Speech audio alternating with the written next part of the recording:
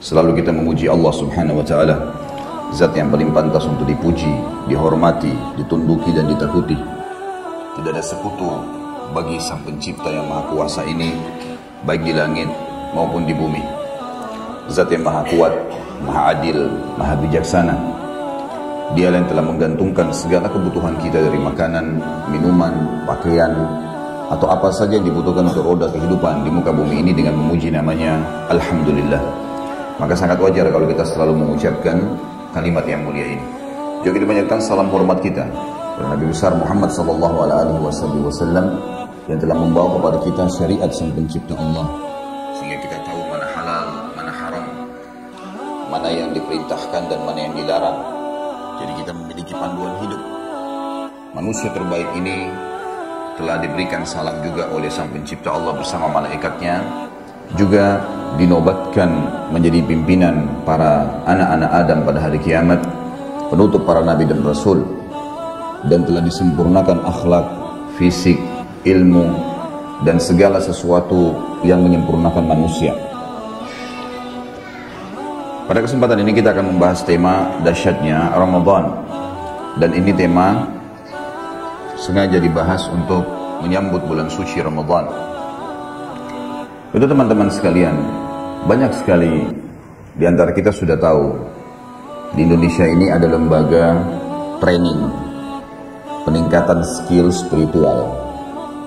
Kalau bahasa ceramahnya itu peningkatan kualitas atau potensi keimanan. Lembaga-lembaga ini terkadang untuk meningkatkan satu skill saja, jujur misalnya, amanah misalnya, tanggung jawab misalnya, atau mengingat akhirat, apalah yang merupakan potensi keimanan yang ingin dimunculkan, ditonjolkan, maka membuat beberapa hari pelatihan dengan modul-modul materinya, dan banyak sekali orang-orang dan perusahaan, individu ataupun perusahaan yang ikut, dan mereka ini ikut di dalam pelatihan-pelatihan ini dengan alasan trenernya mungkin dianggap bagus, mungkin materinya dianggap lengkap, mungkin dianggap staff-staffnya juga staff ahli, mungkin multimedia yang digunakan juga canggih. Harapannya adalah pada saat kita menjadi output dari pelatihan ini, menjadi orang yang mencapai target yang sedang kita inginkan dari salah satu atau substansial daripada skill spiritual tadi atau potensi keimanan. Teman-teman sekalian, ini bukan kita bahas dan saya tidak menyorotin satu persatu tentang lembaga ini, tapi yang ada yang saya ingin titip pesankan.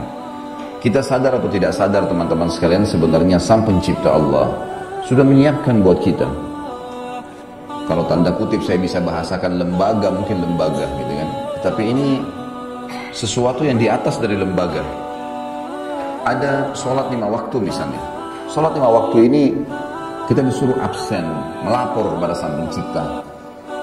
Sholat berjamaah rame-rame lebih besar pahalanya. Sebenarnya setiap habis sholat, tujuannya agar seseorang itu dengan sendirinya bukan cuma sekedar salah satu substansial skill spiritualnya, tetapi sesuatu yang lebih besar daripada itu. Jadi dia segala sesuatu yang berhubungan dengan perintah Sang Pencipta, larangannya, dia jadi siap untuk menerima, mengamalkan perintah dan meninggalkan larangan. Kita punya Jumat sepekan sekali, tidak kenal dia muslim dari mana. Hadir laki-lakinya di Jumat, ya memang pemimpin-pemimpin di masyarakat, pemimpin-pemimpin di rumah tangga, pemimpin anak-anaknya. Semua ini mujahid-mujahid di jalan Allah disuruh hadir di Jumat, wajib. Ada satu orang yang ceramah lalu menyampaikan nasihat untuk mempertahankan keimanan mereka seminggu ke depan. Kita punya yang lebih hebat lagi lembaganya, Ramadan setahun sekali, mau laki-laki, mau perempuan, mau orang tua, mau anak-anak, semuanya ikut. Dan Ramadan teman-teman sekalian ini bukan cuma sekedar bulan suci, lembaga training terbesar di dunia. Pesertanya paling banyak, karena seluruh yang syahadat di muka bumi yang sudah balik wajib ikut ini. Trenernya langsung Sang Pencipta Allah, staff-staffnya langsung para malaikatnya Allah. Dan kalau kita mau bicara multimedianya, para ulama mengatakan Kalau sekarang manusia bisa memiliki kamera yang kita istilahkan dengan megapiksel, sekian megapiksel, mungkin ada memori, mungkin ada RAM, mungkin ada segala macam istilah yang kita gunakan sekarang untuk komputer kita, untuk HP kita. Semua itu ya dengan tahun-tahun terakhir saja sudah sangat canggih bagi manusia. Mungkin 10, 20, 30 tahun ke depan jauh lebih canggih lagi daripada itu semua. Dan bukan mustahil buku amalnya malaikat yang disiapkan oleh Sang Pencipta Allah jauh lebih canggih daripada itu, mungkin jutaan kali. Sampai sebagian ulama tafsir yang terakhir-terakhir ini mengatakan, maksudnya yang hidup di zaman-zaman kita, mereka pada saat menafsirkan firman Allah, a'udzubillahi minasyaitonirrajim, orang-orang kafir berkata hari kiamat, "Ma li hadzal kitab la yughadiru shaghiratan wala kabiratan illa ahsaha." Buku apa yang kami terima ini? Benar-benar tidak membedakan antara hal yang kecil dan hal yang besar. Kata para ulama tafsir, yang dimaksud dengan hal yang kecil adalah kedipan mata dia yang pertama, kedipan mata yang ke-100, kedipan mata yang 1000, sampai dia terakhir menutup matanya pada saat meninggal. Hembusan atau tarikan nafas pertama, tarikan nafas dan hembusan nafas yang ke-100, yang ke-1000, yang ke-1 juta, sampai dia terakhir tidak bernafas lagi pada saat meninggal.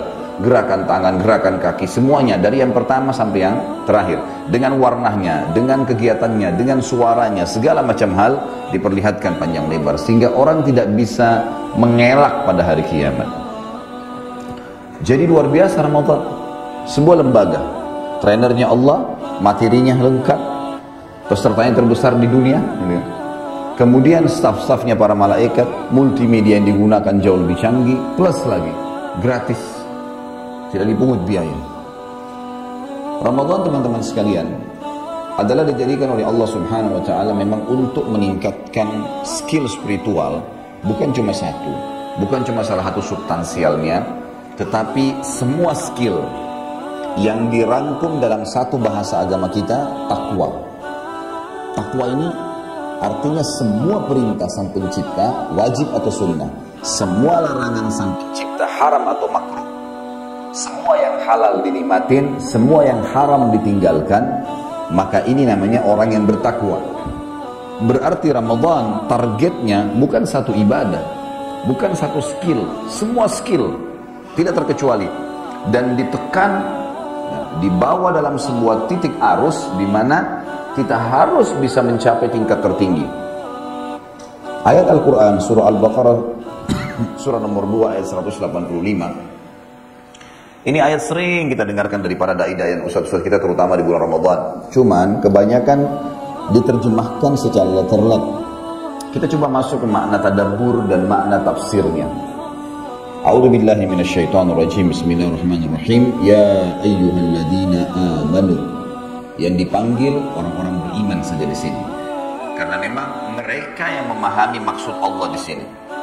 Ya ayyuhalladzina amanu kutiba alaikumusiyam. Kutiba, terjemahan Al-Quran kita sering diterjemahkan diwajibkan buat kalian. Kutiba ini bisa berarti tertuliskan, bisa berarti dibuatkan untuk kalian. Kutiba alaikumusiyam, dibuatkan untuk kalian program puasa. Kama kutiba alal ladzina min qablikum, sebagaimana telah dicatatkan, diwajibkan, dibuatkan sebuah program untuk orang-orang sebelum kalian. Program ini apa targetnya? Puasa Ramadan ini 1 bulan kita disuruh godok puasanya, sholatnya, mengajinya, zikirnya. Untuk apa? Target akhir ayat, la'allakum tattaqun, agar kalian mencapai tingkat ketakwaan itu. Takwa tadi saya bilang bukan satu skill spiritual, bukan satu potensi keimanan, bukan hanya kejujuran, bukan hanya amanah, bukan hanya tanggung jawab, semuanya. Semua yang merupakan perintah, wajib atau sunnah, tidak akan ada lagi dipilah-pilah, semuanya dikerjakan. Semua yang haram plus yang makruh, makruh pun sebenarnya kalau dikerjakan masih tidak masalah, itu juga semua ditinggalkan. Itu orang-orang yang bertakwa, dan itu target dari bulan Ramadan. Teman-teman sekalian, banyak sekali orang pada saat mau tiba Ramadan seperti ini, syaitannya menggoda. Ramadan sebulan penuh puasa, capek, panas, tahan gak ya? Nanti ada sholat malam, nanti ada begini, bagaimana kalau saya kerja? 1000 macam godaan yang dimasukkan ke dalam diri kita.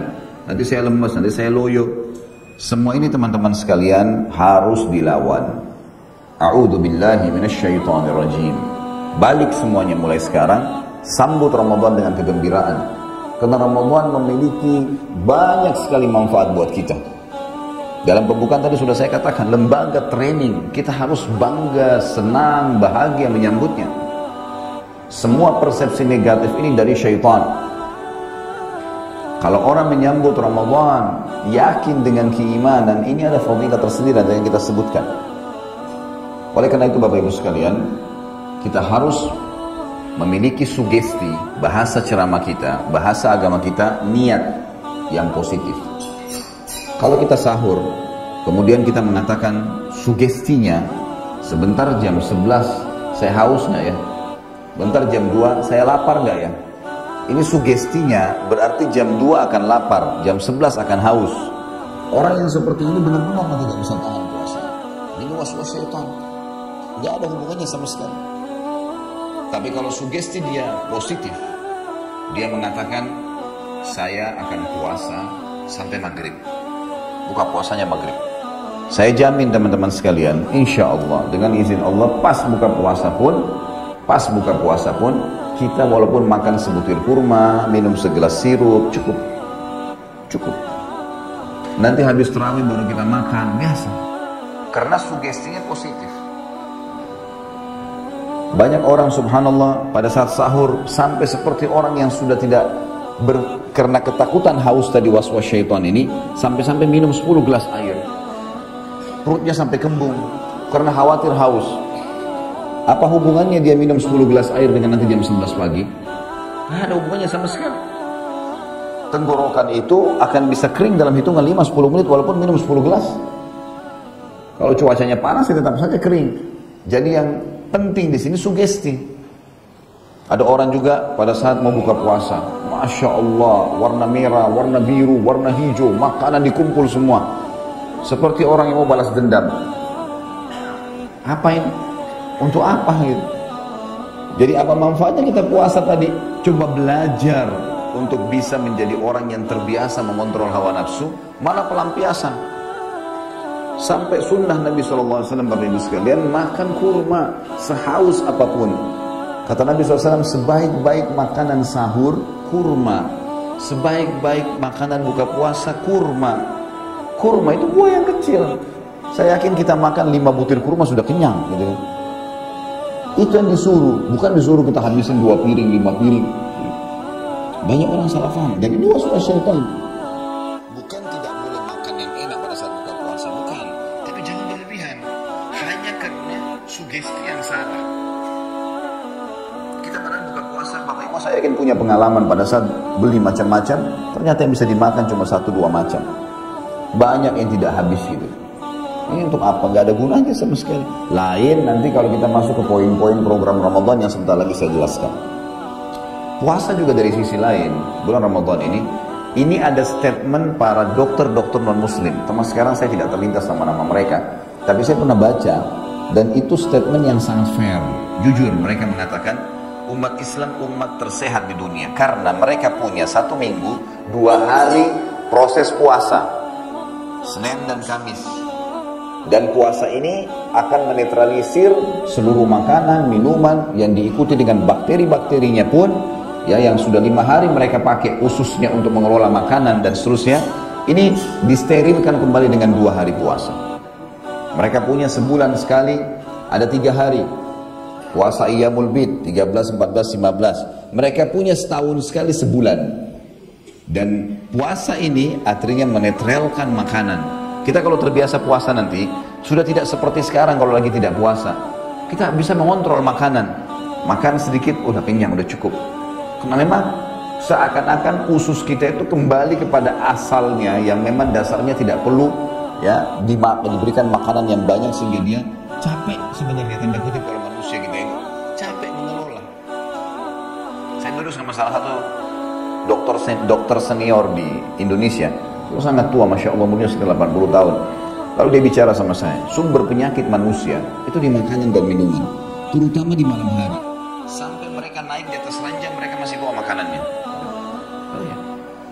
Sampai di atas ranjang masih makan, padahal sebenarnya nggak boleh lagi makan itu. Malam itu adalah pembaharuan. Orang kalau tidur, manusia tidur, pembaharuan sel-selnya kembali. Jadi apa yang sudah dia pakai seharian di aktivitas yang ketumbuk, yang ini, yang makan sembarangan, yang pedas, yang dingin, segala macam ini harus diperbaikin sel-selnya kembali. Dan itu bagusnya malam hari, makanya lebih baik jangan makan di malam hari. Kecuali dia bilang sesuatu yang bisa diserap gampang, cairan, buah-buahan. Kita enggak, makannya malam karbohidrat, nasi banyak, plus goreng lagi. Orang-orang teman-teman di Saudi itu kaget kalau tahu nasi goreng. Nasi kamu goreng, kaget ya. Pisang digoreng, semua harus ada minyaknya gitu. Kaget mereka, pisang ya akhi, pisang dimakan manis ya, di Indonesia memang kita goreng gitu. Harus semua, malam, jam 12 malam cari nasi goreng kan gitu. Kan jadi masalah itu ya. Jadi yang tadinya menurut beliau bahasanya semestinya manusia ini di jam-jam itu sel-selnya semua diperbaharui, sekarang terpecah konsentrasi seperti orang lagi buat banyak pekerjaan. Ada khusus untuk memperbaiki sel-sel, ada khusus mengelola lagi makanan ini. Jadi masalah baru buat dia. Jadi tidak maksimal gitu kan. Jadi tidak maksimal. Nah, Ramadan itu melatih kita untuk itu sebenarnya. Ya. Ada penetralisiran itu, dan ini pengakuan dokter-dokter non muslim. Baik.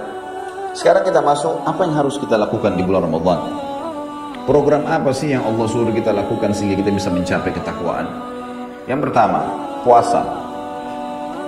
Puasa ini yang ditekankan sekali, makanya dikatakan bulan puasa. Syahrus Siyam. Ini memang ditekankan sekali. Dan puasa ini teman-teman sekalian, kenapa dia menjadi inti ibadah di bulan Ramadan? Karena puasa adalah ibadah yang paling besar pahalanya. Puasa itu yang paling besar pahalanya. Disebutkan jadi sholat, zakat, haji, jihad, bakti sama orang tua, ini kalah semua dari sisi pahala dengan puasa ya. Sisi pahala, betul, sholat adalah awal amal yang dihisab hari kiamat, benar. Tetapi teman-teman sekalian, dari sisi pahala nggak ada yang ngalahin puasa. Hadis Bukhari Muslim menjelaskan masalah itu. Kata baginda Nabi SAW, Allah berfirman, kullu amal ibn Adam lahu. Semua amal ibadah anak Adam miliknya. Terjemahan lainnya adalah sudah ditentukan kadar pahalanya. Al-hasanatu bi asyri amthaliha ila 700 di'fin ila adha'afin katsira. Satu pahala amal mereka, kalau mereka lebih konsentrasi, lebih khusyuk, ya, lebih ikhlas, maka satu pahala bisa menjadi sampai 10 kali lipat, bahkan 700 kali lipat. Yaqulullah Ta'ala, Allah lalu berfirman juga, illa siyam fa innahu li wa ana ajzi bihi. Kecuali puasa, karena dia milikku dan aku akan balas langsung. Jadi hadis ini jelas menandakan kepada kita kalau puasa adalah ibadah yang paling besar pahalanya. Karena tadi sudah dikatakan kullu amal, semua ibadah dia, kecuali puasa. Puasa memang sangat besar. Apa sebabnya? Kata Allah SWT, taraka syahwatahu wa ta'amahu wa syarabahu min ajli. Dia meninggalkan syahwatnya, makanannya, minumannya karena aku, kata Allah. Lis-shaimi farhatan. Untuk orang yang puasa, kata Allah, aku siapkan 2 kegembiraan. Farhatun inda fitri, kegembiraan pada saat dia sedang berpuasa, berbuka puasa karena hausnya hilang. Wa farhatun 'inda liqa'i rabbih, dan kegembiraan pada saat dia bertemu dengan Tuhannya. Wala khalufu famus sha'im atyabu indallahi min rihil misk, dan bau mulutnya orang yang sedang puasa lebih wangi di sisi Allah daripada bau kasturi. Ini di sisi Allah ya, jangan salah paham. Nanti kemudian bau mulutnya Ramadan tiup-tiupin ke orang, nah wangi ini, karena Allah, Nabi bilang kalau itu lebih wangi dari bau kasturi. Ditanya di mana Ka'bah, di Mekah, bisa pingsan orang nanti ya. Bukan itu yang dimaksud. Allah menilai kalau mulutnya itu karena tidak makan, tidak minum, di sisi Allah dinilai lebih wangi dari bau kasturi. Ada sebagian ulama yang mengatakan yang dimaksud adalah Allah Azza wa Jalla akan memberikan kelebihan orang-orang yang berpuasa di hari kiamat nanti di surga. Setiap ngomong maka akan keluar bau yang lebih wangi dari kasturi. Itu yang dimaksud sisi makna yang lain. Teman-teman sekalian, puasa agar maksimal nanti, selain daripada dia ibadah yang paling besar pahalanya, dan ini puncaknya di bulan Ramadan karena puasa wajib dan dijadikan sebagai rukun Islam, penuhi 2 syarat agar dosa kita dimaafkan. Hadis Bukhari Muslim menjelaskan masalah itu. Kata Nabi SAW, kullu man shama ramadhana imanan wahtisaba ghufira ma taqaddam min dhanbi. Siapa yang berpuasa Ramadan diikuti dengan 2 syarat, imanan wahtisaba. Imanan karena keimanan, karena tahu ini Allah dan Rasulnya yang perintahkan, maka saya kerjakan. Jadi bukan karena seluruh anggota keluarga lagi puasa, bukan karena semua teman-teman berpuasa, bukan karena lingkungan semuanya berpuasa, tapi karena Allah dan Rasulnya memerintahkan. Berarti walaupun kita sendirian tetap kita kerjakan. Wahtisaba, ihtisab mengejar pahalanya. Ghufira ma taqaddama min dzambi, dibersihkan semua dosanya yang lalu. Harus itu. Gembira mestinya sama Ramadan itu. Luar biasa. Ibadah wajib yang paling besar pahalanya lagi. 1 bulan penuh maksimal. Kemudian juga bisa membersihkan dosa-dosa kita yang lalu. Jadi dalam satu ibadah bertumpuk sekian banyak fadilah. Ingat, jangan pernah nodai puasa kita dengan dosa. Jadi teman-teman yang masih suka nonton TV, sibuk dengan habisin waktu di depan TV, tetap nonton gosip, tetap nonton auratnya orang, habisin waktu jalan di mall tiap hari cuma berapa jam, hanya tunggu buka puasa. Untuk apa ini? Apa manfaatnya? Kenapa nggak baca Quran? Kenapa nggak berzikir? Kenapa nggak dengar majelis ilmu? Untuk apa? Akhirnya terikutkan dengan dosa. Dengarkan baik hadis Nabi SAW.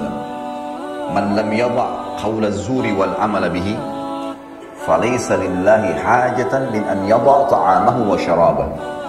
Siapa yang tidak meninggalkan perkataan dusta, hal yang sia-sia, ya, maka tidak ada hajat bagi Allah menilai lapar dan hausnya. Tidak dinilai sama Allah SWT. Percuma, biar lapar, biar haus, tapi tetap bohong, tidak ada gunanya. Dalam hadis yang lain kata Nabi SAW, "Idza kana yaumi shaumi ahadikum fala yarfuth wa la yafsuq wa la yajhal. Fa in sabbahu ahadun falyaqul inni imru'un sha'im." Kalau seandainya kalian sedang ikuti program puasa, jangan pernah rafath. Rafath ini mengucapin kata cinta, kata sayang, kata rindu dengan yang bukan pasangan halal.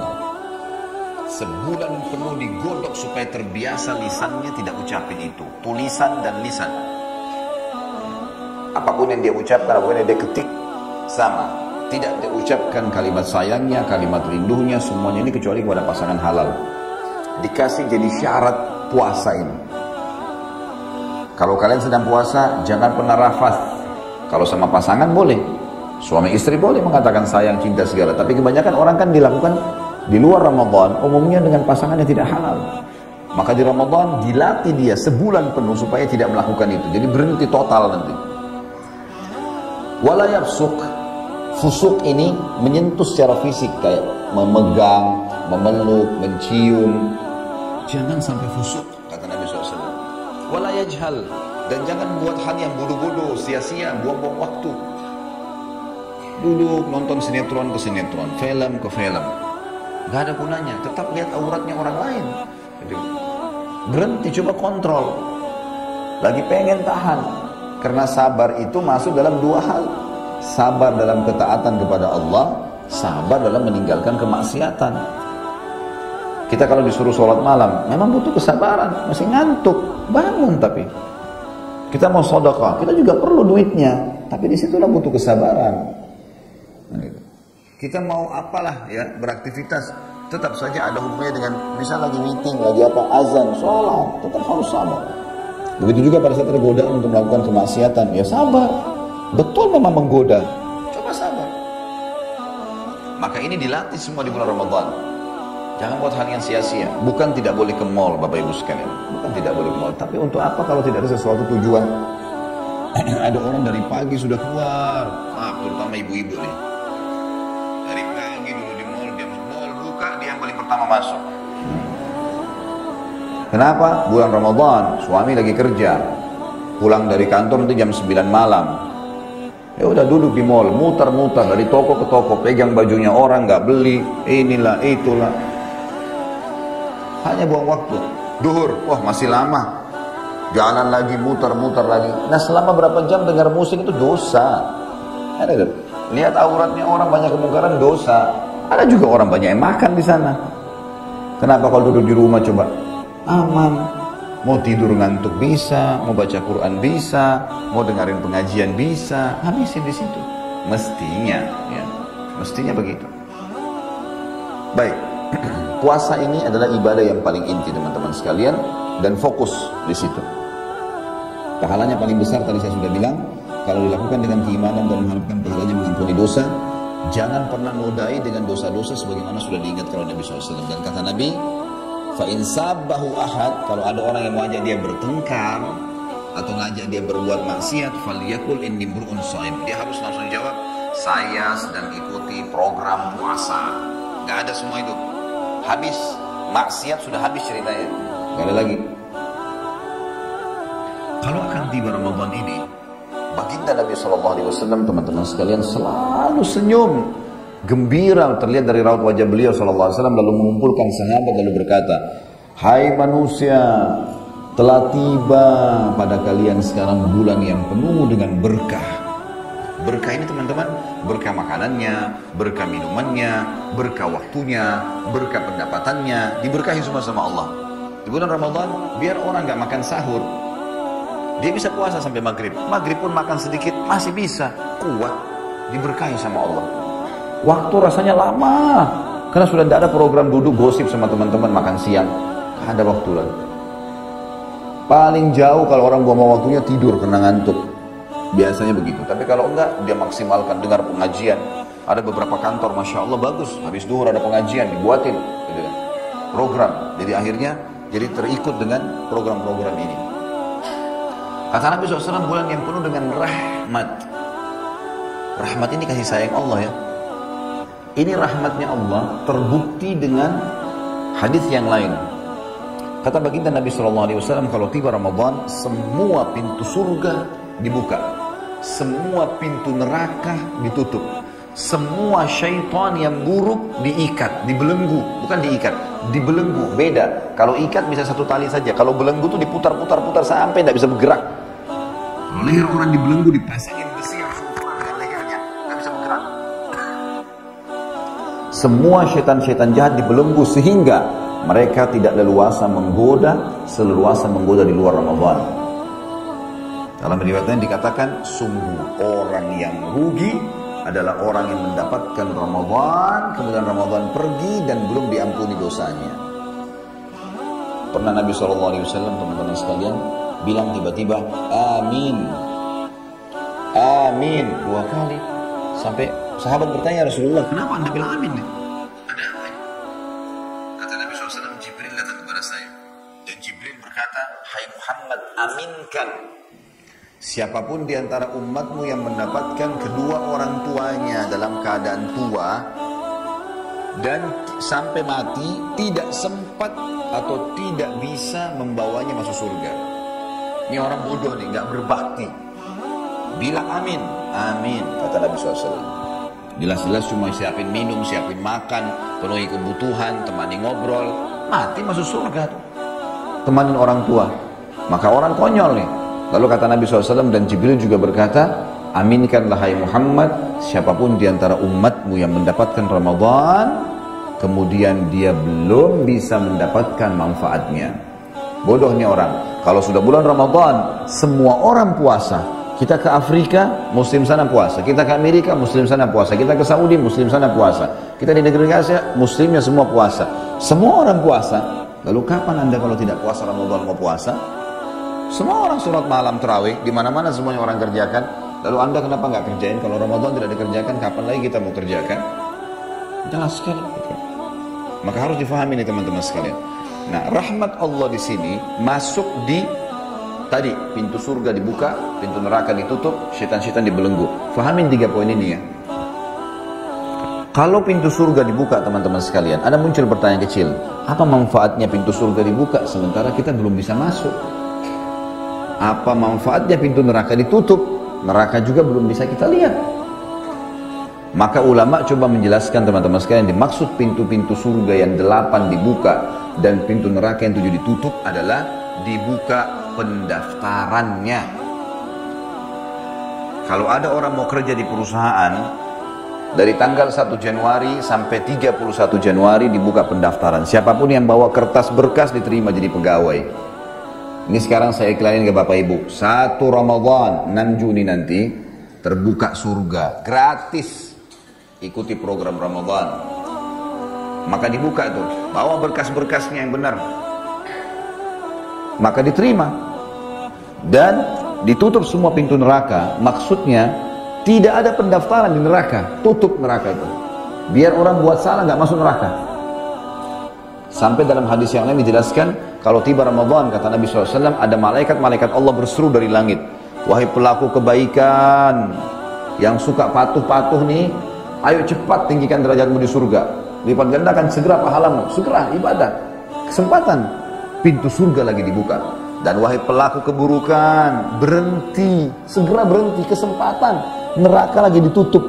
Kalian bisa selamat dari situ. Jadi diingatkan.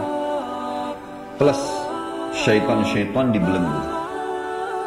Syaitan dibelenggu ini teman-teman. Maaf, 9 dulu masuk surga neraka. Ada juga pemahaman teman-teman. Ada hadis yang berbunyi, sesungguhnya Allah memiliki orang-orang yang dibebaskan dari api neraka. Begitu hadisnya. Kata Nabi SAW, sesungguhnya Allah memiliki orang-orang yang dibebaskan dari api neraka. Utqum minan nar maksudnya. Dan itu berlaku setiap malam di malam-malam Ramadan. Jadi ulama menjelaskan kepada kita, setiap orang yang kita sekarang punya tempat di surga dan punya tempat di neraka. Dia masuk surga, dia langsung menikmati tempatnya. Tapi kalau dia fasik, muslim lebih banyak dosanya, harus masuk neraka tuh, dia tempatnya di neraka tuh. Disiksa di tempat dia, nanti selesai baru dia masuk ke surga. Kalau orang kafir, tempatnya di surga dikasih orang-orang beriman, tempat di neraka dia pakai selamanya. Makanya ada istilah itqum minan nar, pembebasan seseorang. Jadi tempatnya di neraka itu dihabiskan, dan ada lagi tempatnya di neraka. Dan itu terjadi di setiap malam Ramadan. Hadis ini sekaligus saya ingatkan, hadis ini hadis sahih riwayat Bukhari. Sementara hadis yang lain, ada hadis yang lemah yang selalu disebut-sebutkan ini. Bahwasanya Ramadan itu 10 pertamanya pengampunan, 10 keduanya rahmat, 10 ketiganya bebas sampai neraka. Ini hadisnya lemah. Dan setiap hadis lemah kalau bertemu dengan hadis sahih harus ditinggalkan. Karena hadis yang tadi yang saya bilang lemah ini menyebutkan pembebasan api neraka itu hanya di 10 terakhir Ramadan. Sementara hadis sahih mengatakan setiap malam pembebasan dari api neraka. Jadi ditutup neraka itu. Kesempatan Ramadan, hapus nama kita dari neraka. Ikuti programnya. Dan semua syaitan-syaitan yang jahat dibelenggu. Kalau saya lagi lomba lari dengan musuh, rival saya teman-teman sekalian. Lalu musuh saya itu dibelenggu ya. Jadi dililitin banyak. Dari telapak kakinya sampai ke pahanya. Gak bisa bergerak, belenggu. Saya biar jalan santai menang gak kira-kira? Hah? Masih hidup gak ini? Gak ada sautan, gak ada nyari. Pasti saya menang karena dia dibelenggu, ya kan?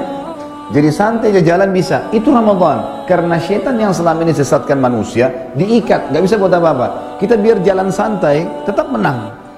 Ada orang bodohnya, maaf kalau ada yang pas kena ini, anggaplah diri anda begitu ya. Saya tidak tahu siapa yang seperti ini, tapi kalau ada orang banyak bodoh teman-teman sekalian, begitu tiba Idul Fitri, lisannya bilang Alhamdulillah, tapi Alhamdulillah ini salah tempat. Bukan Alhamdulillah saya siap jalankan program setelah sebulan digodok biasa puasa untuk puasa. Bukan saya setiap hari sudah sholat tarawih berarti saya sekarang harus jaga sholat malam. Bukan karena sudah sering baca Quran sekarang tinggal terapin baca Quran. Bukan. Alhamdulillah kena lepas dari penjara ibadah. Alhamdulillah nggak puasa lagi. Alhamdulillah nggak lagi sholat tarawih. Alhamdulillah nggak lagi mengaji. Alhamdulillah sudah boleh maksiat lagi. Kembali lagi pacaran, kembali lagi buat ini, kembali lagi buat macam-macam. Ini tahmidnya salah tempat ini. Pujian kepada Allahnya salah tempat di sini. Mestinya orang kalau belajar mengemudi mobil seminggu saja sudah pintar. Kalau sebulan itu sudah super pintar sebenarnya. Masa sebulan digodok biasa ibadah, setelah itu nggak pernah lagi sama sekali. Tadi bawa mobil, setelah pintar bawa mobil nggak pernah nyetir mobil. Bermanfaatkah kursusnya? Panggil seorang profesor ahli bahasa Arab, ahli bahasa Inggris, bayar sebulan penuh belajar. Setelah itu nggak pernah praktekin bahasanya. Bermanfaat. Seperti itu banyak orang. Nah, teman-teman sekalian, kita sebenarnya sudah dekat dengan garis finish itu. Ini kematian. Sudah dekat. Ramadan itu membuat apa? Kita seperti sedang punya, kalau di mobil itu ada mesin jet turbo yang kita kalau Ramadan itu dipencet itu kencang sekali larinya. Musuh kita ini tinggal jauh, syaitan ini dibelenggu, diikat, nggak bisa jalan. Ada orang begitu tiba Idul Fitri, garis finish sudah depan mata nih, dia berhenti, nunggu musuhnya yang baru dilepas. Paham gak ini? Gak paham juga? Gak paham juga, mesti dicambuk. Jadi dia sudah, Ramadan sudah jauh sekali dia. Bayangkan ya, jarak antara kita sama syaitan perjalanan 1 bulan. Jadi kalau syaitan masih di Jakarta, kita sudah di Surabaya. Kalau jalan kaki. Jauhnya, jaraknya jauh. Kita sudah dekat garis finish ini.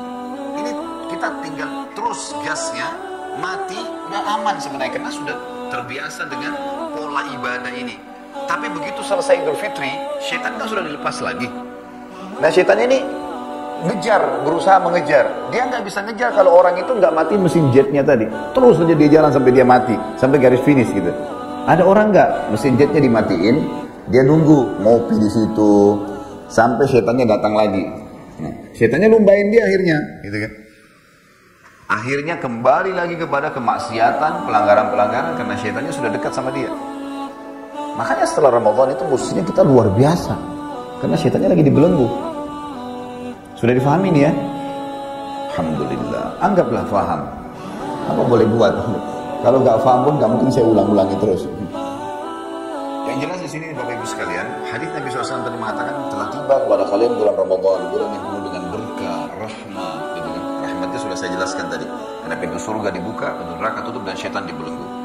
Allah yang maha mulia dan maha tinggi melihat persaingan kalian di bulan Ramadan itu dan membanggakan kalian di depan para malaikatnya. Maka tunjukkan yang terbaik untuk Allah. Kalau biasa sedekah 10.000, 1 juta, 100.000 harus meningkat. Kalau dulu baca Quran cuma berapa lembar, harus mengkhatamnya, lebih baik dari sebelumnya. Kalau dulu sholat masih sering telat, ini sudah tidak ada telatnya lagi Ramadan. Terus dia maksimalkan. Sesungguhnya orang yang rugi adalah orang yang celaka, orang yang bodoh, orang yang telah mendapatkan Ramadan kemudian pergi dan tidak mendapatkan manfaat. Ini hadis Nabi SAW jelas. Amal ibadah yang kedua, program yang kedua adalah sholat tarawih. Sholat tarawih, sholat malam, ya, sholat tahajud, ya, sholat tarawih, qiyam Ramadan, qiyamul lail, sholat tahajud sama saja ini. Istilah saja berbeda-beda. Tarawih artinya santai. Kenapa? Karena kita setelah sholat ba'da isya udah bisa langsung sholat malam.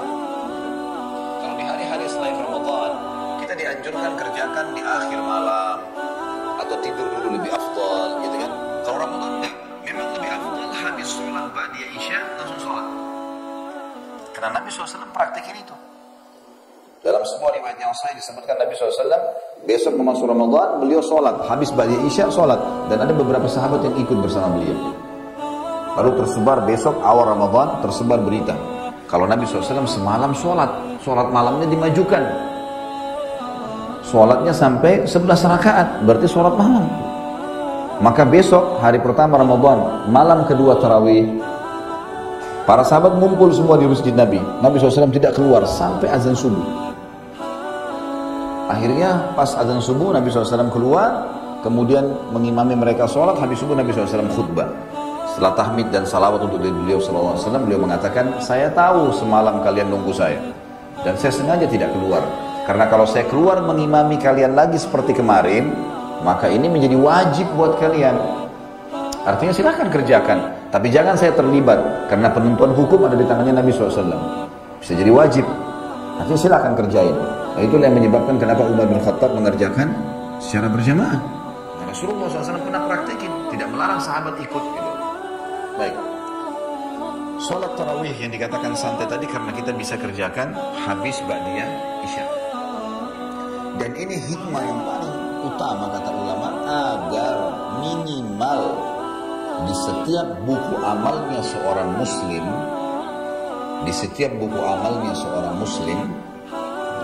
tercatat sholat malam setahun sekali, minimal itu.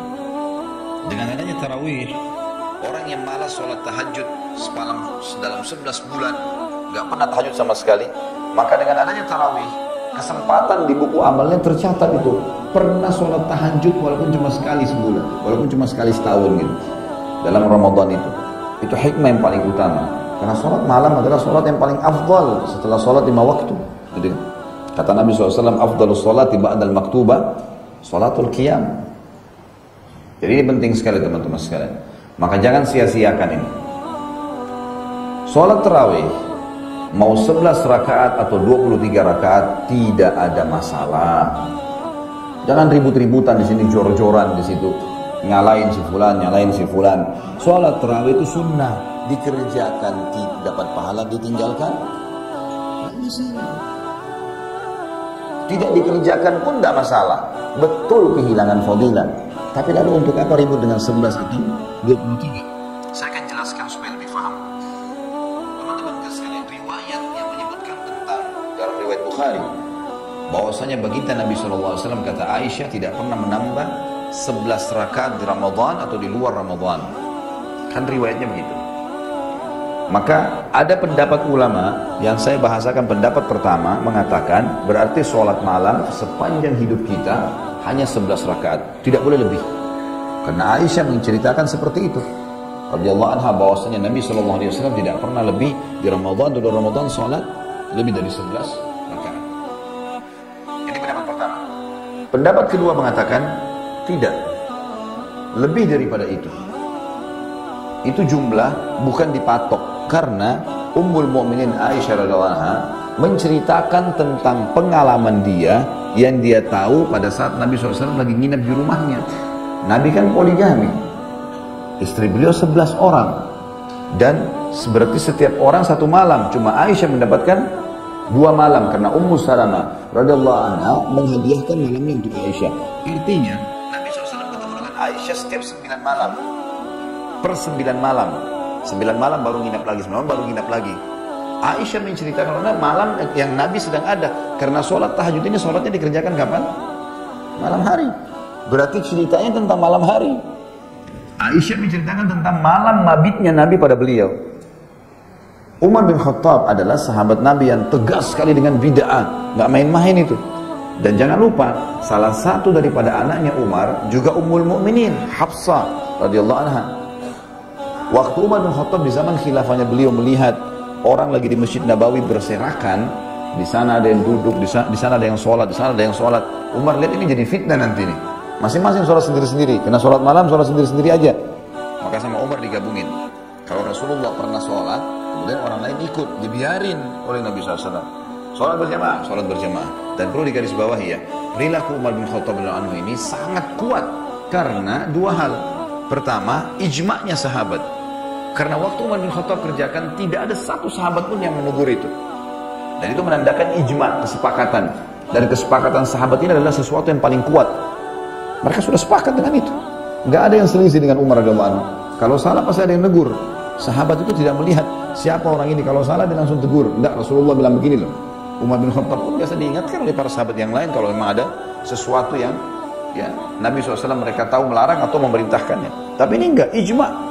Semua sepakat. Yang kedua, ada hadis. Alaikum bisunnati wa sunnatul khulafaur rasyidin mahdiyyin min ba'di. Berpegang pada sunnahku dan sunnah khulafaur rasyidin setelahku. Dan Umar termasuk salah satu dari 4 khulafaur rasyidin. Gitu kan? Dan juga kata ulama pendapat kedua ini, Umar bin Khattab bukan mustahil berpegang pada hadis juga yang sahih riwayat Bukhari, qiyamul lail mathna mathna. Salat malam itu 2 rakaat, 2 rakaat. Maknanya tidak ada batasnya. Selain makna utamanya adalah maksudnya 2 rakaat lebih afdal salam, 2 rakaat lebih afdal salam, begitu ya. Tapi juga maknanya adalah tidak ada batas. Maka Umar bin Khattab mengerjakan 23 rakaat. Dan sekarang di Saudi tidak ada perselisihan. Lihat Masjid Haram Mekah dan Masjid Nabawi di Madinah. Berapa rakaat mereka sholat? Hah? Mana suaranya ini? Senyap, hilang. Belum tiba Ramadan. 23 rakaat. Mekah sama Madinah. Sampai sekarang dan fatwa ulama sudah jelas masalah itu. Boleh 2 rakaat pun boleh. 11 rakaat boleh. Jangan salahin orang yang 23. Karena sudah jelas fatwa ulama dan jelas pendapat ini. Saudi pun menerapkan Mekah dan Madinah sholatnya 23 memang. Tapi hari ini gitu kan. Bahkan fatwa ulama di Saudi sekarang membolehkan, pernah ditanya ke beberapa masyayikh, khusus 10 terakhir Ramadan. Kan di 10 terakhir Ramadan kalau kita lagi umroh atau kita lagi di Mekah, Bapak Ibu kalau lagi umroh di akhir Ramadan, maka program di Saudi itu di 2 masjid besar ini, Masjid Haram Mekah dan Masjid Nabawi di Madinah yang menunjukkan rujukan umat Islam, itu mereka sholat tarawih 20 rakaat, tapi khusus 10 terakhir witirnya nggak ada. Witirnya ditunda di sholat malam di atas jam 12 malam. Ada lagi sholat malam 8 rakaat plus 3 witir. Jadi kalau digabung 31 rakaat. Pernah ditanya kepada para masyayikh, boleh nggak saya ikut tarawih yang 20 rakaat plus saya ikut lagi yang 11 rakaat malam? Jawabannya serentak, boleh, silahkan. Karena ada hadis Nabi, qiyamul lail masna masna, sholat malam 2 rakaat, 2 rakaat, selama mampu silahkan kerjakan. Gitu. Ini sudah fatwa umum. Maka teman-teman sekalian kita harus pahamin masalah ini. Jangan berselisih dengan hal-hal yang tidak perlu di sini ya. Hormatin masing-masing. Kalau ada yang mengatakan berubah pada pendapat pertama, hak dia. Jangan salahin orang yang pada pendapat kedua. Orang pendapat kedua jangan salahin orang pendapat pertama, silahkan, gitu kan. Cuma memang kesempatan emas kita untuk yang memperbaiki atau memperbanyak amal. Ya sudah terlalu banyak tadi hujah saya sampaikan ya.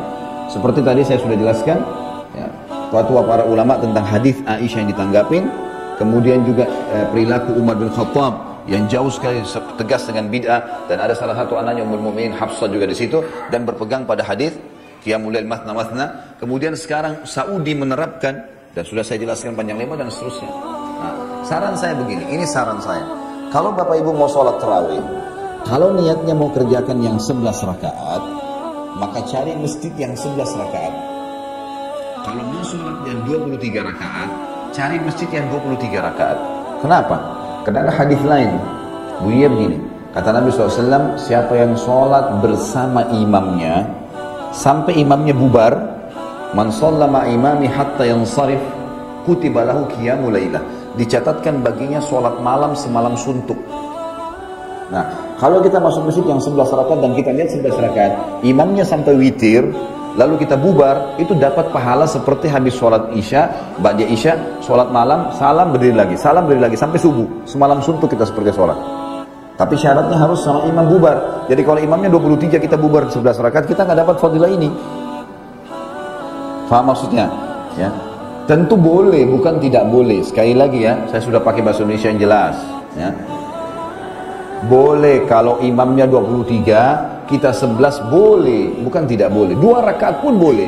Tidak sholat pun tidak berdosa, gitu loh. Ya. Jadi jangan dibesar-besarin. Tapi kita mau kejar, kalau mau kejar fadilah harus dapat pahala semalam suntuk sholat, memang sampai imamnya bubar. Artinya selesai sholat.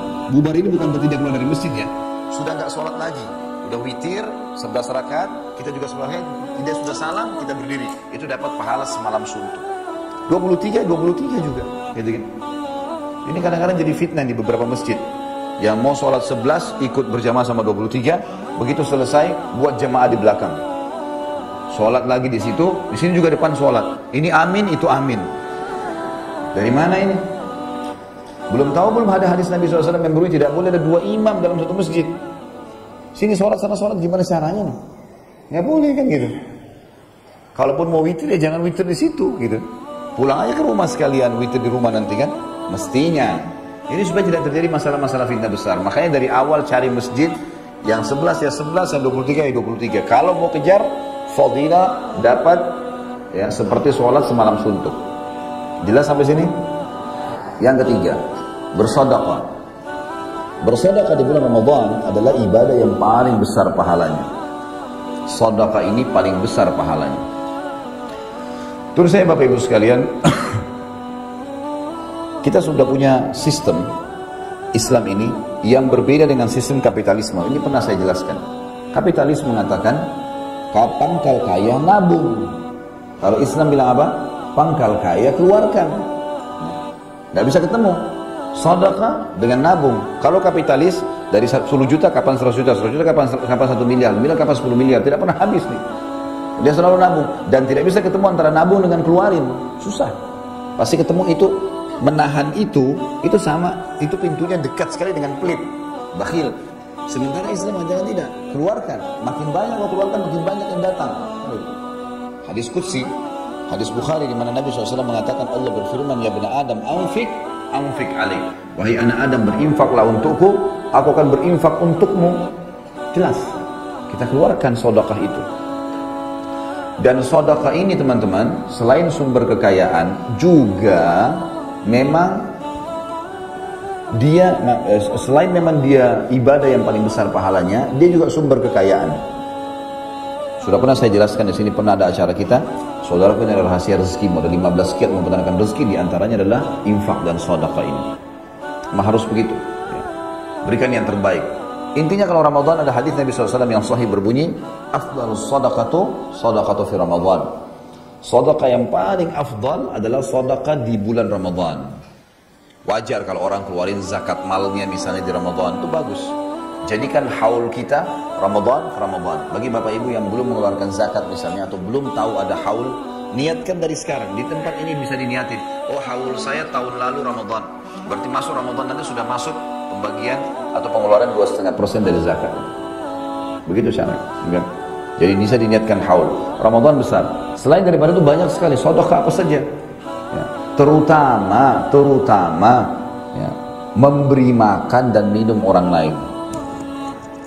Saya mau tanya Bapak Ibu sekalian, mau nggak selama 30 hari Ramadan, misal kalau sampai 30 hari atau 29 hari umumnya, gitu, Bapak Ibu dapat pahala 30 hari puasa plus 100 pahala puasa yang lain, 1000 pahala puasa yang lain, 1 juta pahala puasa yang lain, bahkan miliaran kalau perlu.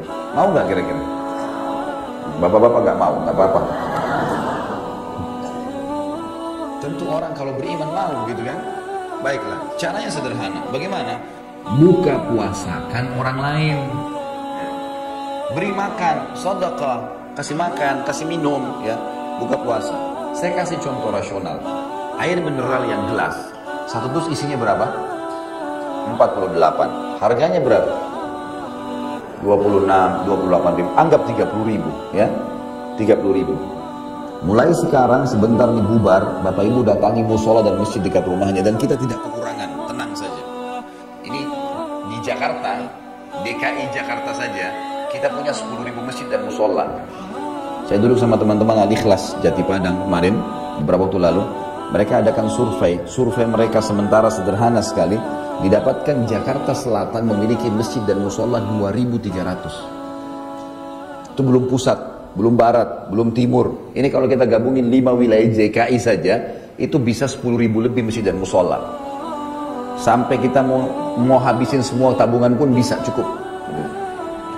Beli air mineral, pulang sebentar, booking. Pak, datangi marbotnya. Khusus air buka puasa dari saya ya. 1 dus isi 48 gelas. Kalau hari pertama Ramadan orang buka puasa 48, hari itu kita punya 49 pahala puasa. Plus kita 1. Kalau kali 1 bulan, anggaplah kita tambah 2 gelas lagi misalnya, jadi 50 gelas ya. Berarti 50 orang buka puasa 1 hari. Itu dengan 30.000 rupiah. Baik, kalau kali 1 bulan, 900.000 rupiah. Kan gitu.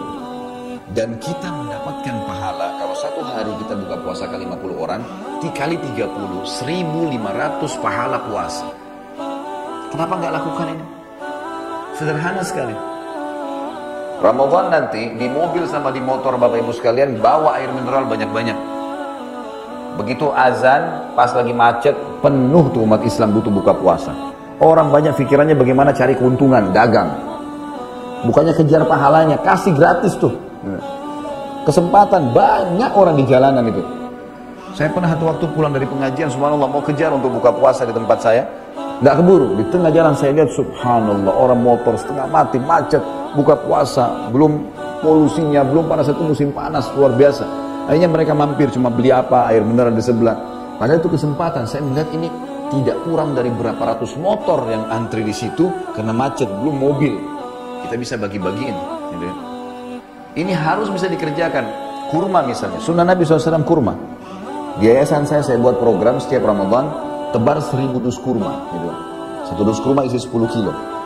Ini bisa Bapak Ibu contohin, mau ikut sama saya juga silahkan nantinya. Kalau enggak juga bisa dicontohin, beli kurma yang 10 kilo, bawa ke masjid dekat rumah. Pengalaman kami selama ini, tahun-tahun yang lalu, 10 kilo kurma itu kalau yang buka puasa 50 orang dan masing-masing dapat 3 butir kurma, ini cukup seminggu. Cukup seminggu 10 kilo, itu cukup untuk seminggu, berarti kita punya 4 dus.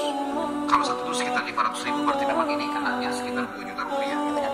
Tapi ini besar. Ini lebih besar lagi pahalanya, walaupun memang lebih besar sedekah uangnya. Karena memang kurma adalah perintah Nabi SAW. Walaupun lagi haus, kurma yang dianjurkan. Ringkas cerita teman-teman, maksimalkan sedekah itu, selain zakat mal, selain juga nanti ada zakat fitrah, makanan pokok di Idul Fitri.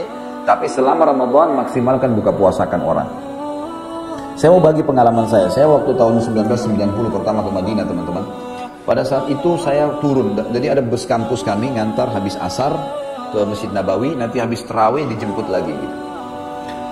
Saya pergi sama beberapa teman-teman orang Indonesia, turun dari bus, begitu menuju ke Masjid Nabawi, saya lihat bukan cuma puluhan, ada ratusan orang, banyak sekali, itu mereka berdempetan satu sama yang lain, membelakangi Masjid Nabawi.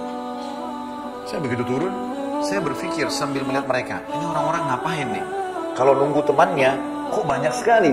Dan mereka tuh seperti orang yang membuat pagar betis, banyak. Saya begitu mendekat, kok kayak nggak dikasih jalan ya? Saya mau lewat di antara pundak mereka, semuanya mau ke masjid nih. Belum banyak pengalaman, itu hari pertama Ramadan. Ternyata waktu saya lewat, memang tidak dikasih jalan. Kemudian saya dipeluk sama dia. Ada satu orang situ, teman-teman Indonesia ini semua dipeluk sama yang sebelah-sebelah sana. Saya dapat jawab untuk kuping saya dibisikin. Dia bilang, akhi, saudaraku, tolong buka puasa di tempat saya. Dia nggak kenal saya loh ini. Nggak kenal. Dia minta tolong buka puasa tempat saya. Ternyata di Masjid Nabawi itu, setiap saf itu, diberikan kesempatan, Masjid Nabawi kasih kesempatan, tapi ada cara-cara jaga kebersihan, segala peraturan-peraturan. Taruh sufra itu plastik, kemudian ditaburin kurma, taruh roti, taruh yogurt, taruh pisang, segala macam hal. Si ayah atau si kakak lagi pasang itu di dalam, si anak dan si adik cari mangsa di luar. Kalau saya sudah iya, tangan saya dipegang, dibawa sampai ke sufrahnya dia, di plastik dia duduk. Terus dia bilang, ini ya, silakan di sini, jangan ke situ ya. Yang sebelah ini ada saingannya, jangan ke situ. Karena ada juga orang kadang-kadang duduk, dia lihat di sebelah ada pisang, di sini nggak ada, pindah ke situ. Makanya mereka kadang-kadang bersaing, taruh pisang, taruh jus, taruh macam-macam. Ada juga orang yang pindah, jangan pindah ya. Kamu kalau seandainya datang besok ke Masjid Nabawi, tidak temu saya, sudah tahu tempat saya kesini ya. Saking maunya cari pahala, saya sampai dari air mata gitu, subhanallah. Orang mau cari pahala luar biasa nih. Coba kita bandingkan dengan Indonesia coba. Hah? Ini yang ketawa-ketawa tahu diri ya. Pak RT sudah kasih jadwal, Pak A, Ibu B, ini semua malam kesekian ya, malam kesekian buka puasa. Tiba giliran masih bertanya, sudah tiba giliran saya. Kayak kaget dia kenapa tiba gilirannya. Kan aneh ini, kesempatan dapat pahala. Mulai sekarang nggak pakai giliran, Pak nggak usah, saya semua yang pakai nih. Satu bulan ini saya yang kasihin kopinya, saya yang kasih kuenya, saya yang kasih ini. Blok itu, mestinya. Kalau kita terbalik itu. Jadi teman-teman sekalian harus maksimalkan ini. Dan kalau ada orang yang tidak bisa pun sama sekali, nah, misal ada orang bilang, Ustaz saya nggak ada duit untuk beli air mineral 30.000 tadi. Contoh, biasanya orang susah buka puasa di mana? Di masjid. Karena masjid kita sudah siapin kan? Baik. Bisa nggak pada saat masuk masjid ikut marbotnya bantu? Nyiapin saja, nyiapin air mineralnya, nata, taruh kurmahnya, nggak ada modalnya itu. Cuma modal naruh-naruh saja. Dapat pahalanya sama. Baik, kalau ada orang yang luar biasa nih, mau jadi raja dan ratu, nggak mau juga ngata-nata, maunya cuma dilayani, datang ke masjid, duduk, maunya sudah dihidangkan, masih bisa dapat pahala. Kalau tidak mau lagi ini betul-betul harus dicambuk. Tinggal bilang sama teman di sebelah, ini air mineral saya ya, kamu ambil, kamu dapat pahala saya. Air mineral kamu saya ambil, saya dapat pahala kamu. Nggak ada modalnya. Layak cambuk gak ini? layak cambuk kalau sudah tidak mau. Dikasih pahala ini luar biasa masih tidak mau. Jadi harus tuh bisa. Ya. Saya subhanallah pernah pengalaman di Saudi pernah. Waktu itu saya umroh sama ayah saya berdua saja. Jadi ambil visa di kedutaan tapi tidak ikut travel. Jadi hotel segala semua kita urus sendiri. Saya cuma berdua sama ayah saya. Biasa Ramadan saya begitu. Fokus ibadah. Subhanallah saya pas karena kita tidak ikut travel jadi pakai bus lokal. Bus lokal ini rupanya ada juga orang-orang lokal di dalam situ. Saya duduk di sebelah saya ada tentara dari Dammam, orang Saudi. Di sebelah saya ada orang Mesir sama istrinya. Entah dia profesinya apa nggak tahu. Ayah saya duduk di depan saya gitu. Baik, pada saat itu yang bawa busnya kebetulan orang kita, orang Indonesia. Saya datangin, Pak, ini bus ini ada dua macam. Ada bus yang kalau nggak salah 50 rial pada saat itu dan ada bus 80 rial. Yang 80 rial ini agak eksklusif dan lebih eksklusif dan juga disiapin buka puasa. Kebetulan kami naik yang 80 rial. Saya bilang sama bapak yang bawa busnya, nanti mana sih buka puasanya? Oh di sini mas, ini ada kulkasnya, ada ditarik sama dia. Ini air mineralnya di sini. Di belakang ada kurma, ada roti sudah disiapin di raknya. Oke, bapak bawa aja busnya. Nanti berhenti pada saat azan, biar saya bantu pak. Baiklah. Saya ambillah air mineral itu. Ini satu bus ini penuh, sekitar 50 orang gitu ya. Maka saya ambil air mineral itu, saya ambil kue-kuenya, ambil kurmanya, terus kemudian saya tata, terus saya kasihin satu-satu gitu. Anehnya pada saat itu bapak ibu sekalian, tidak ada satu orang pun berdiri ikut bantu saya. Sudah selesai saya bagiin satu bus semua, cuma bilang jazakallah khair, jazakallah khair. Alhamdulillah, saya udah bagiin, saya dapat doa lagi gitu kan.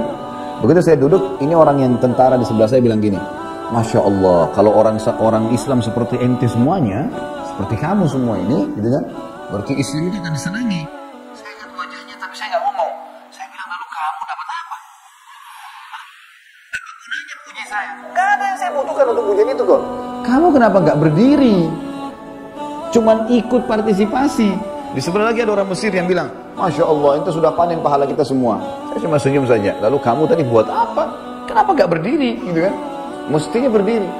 Waktu saya masih mahasiswa teman-teman sekalian, kadang-kadang memang beasiswa belum diterima, gitu kan? Ramadan tiba, gimana caranya cari pahala nih? Orang sudah berebut semua tempat. Maka yang saya lakukan waktu itu inisiatif sendiri, kan ada jek-jek zam-zam banyak di Masjid Nabawi ya.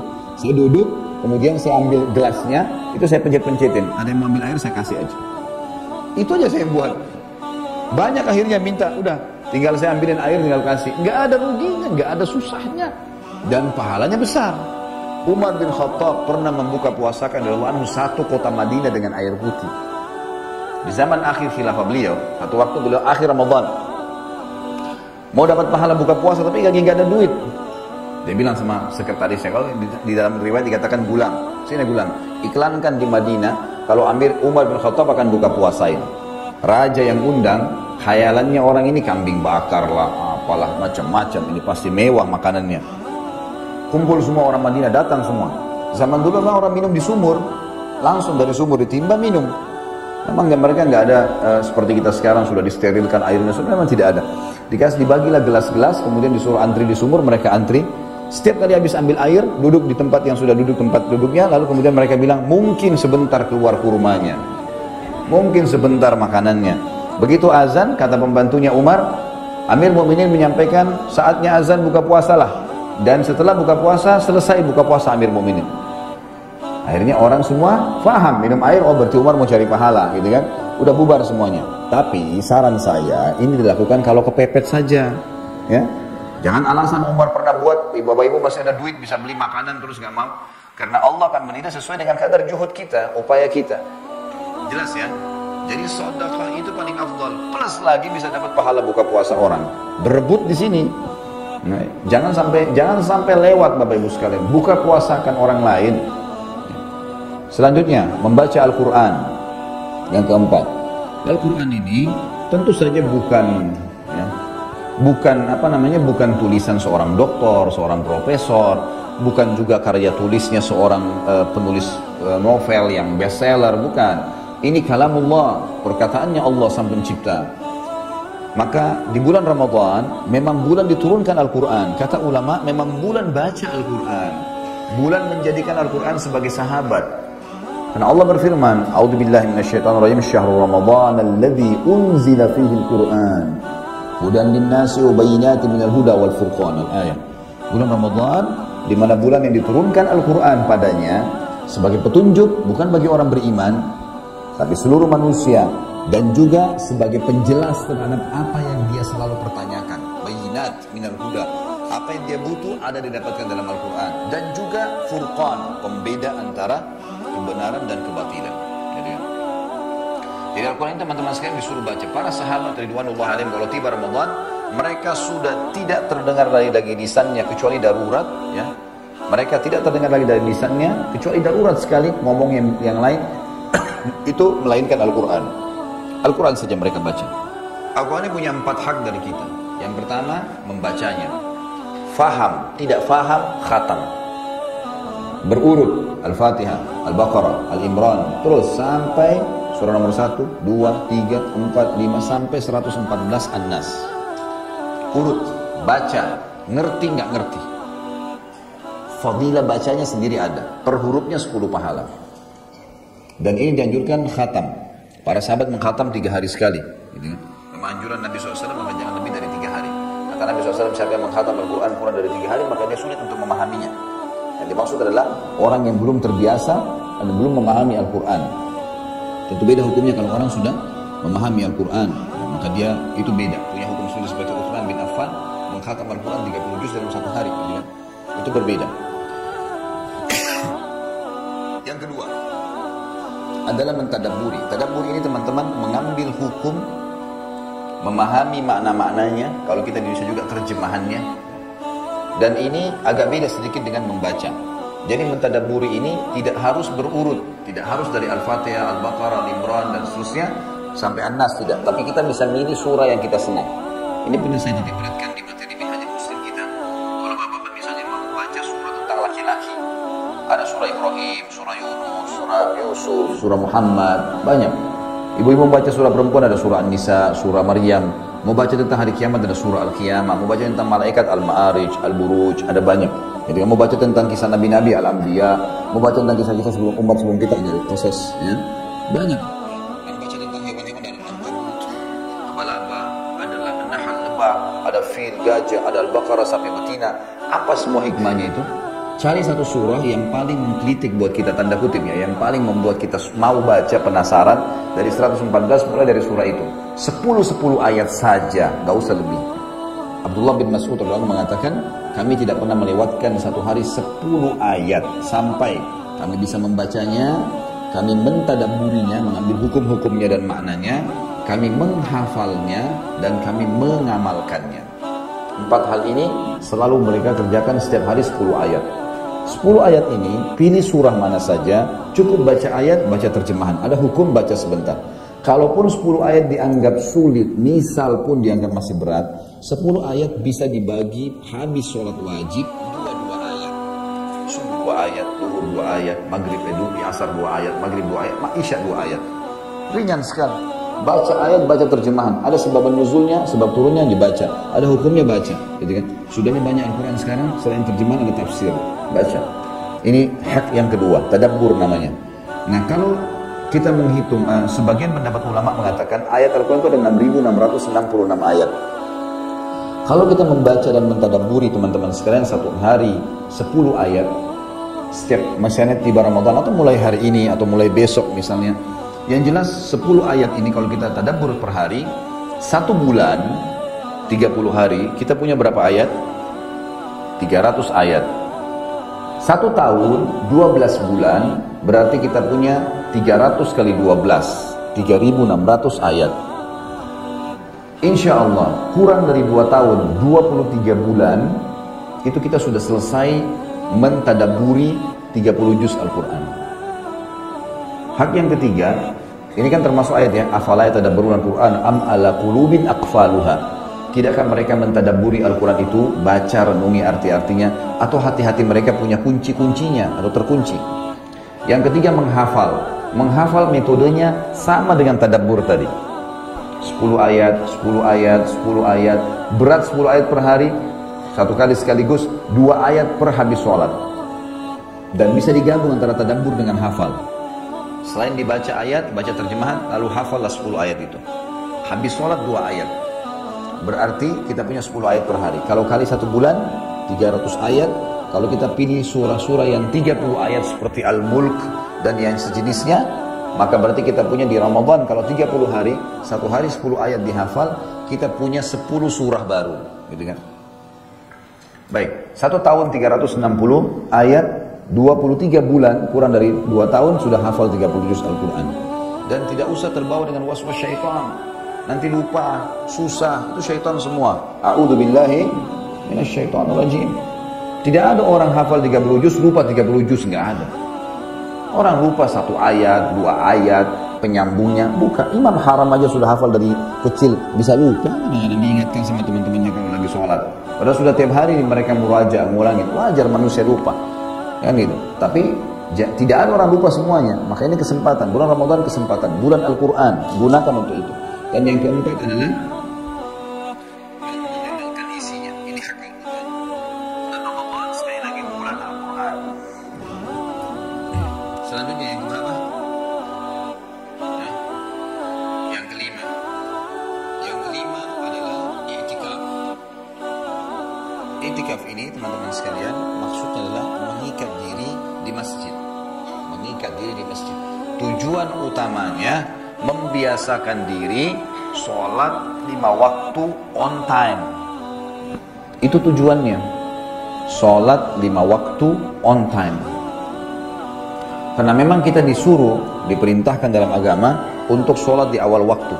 Sebagaimana pernah ditanyakan kepada Nabi SAW dalam hadis Bukhari Muslim, perbuatan apa yang paling Allah cintai? Beliau mengatakan as-sholatu ala waktiha, sholat pada waktunya. Begitu azan langsung sholat. Dan sudah pernah juga saya jelaskan ada hadis Nabi SAW, siapa yang tidak ketinggalan takbiratul ihram pertama imam 40 hari, subuh, duhur, asar, maghrib, isya 40 hari, maka dia akan selamat dari sifat kemunafikan.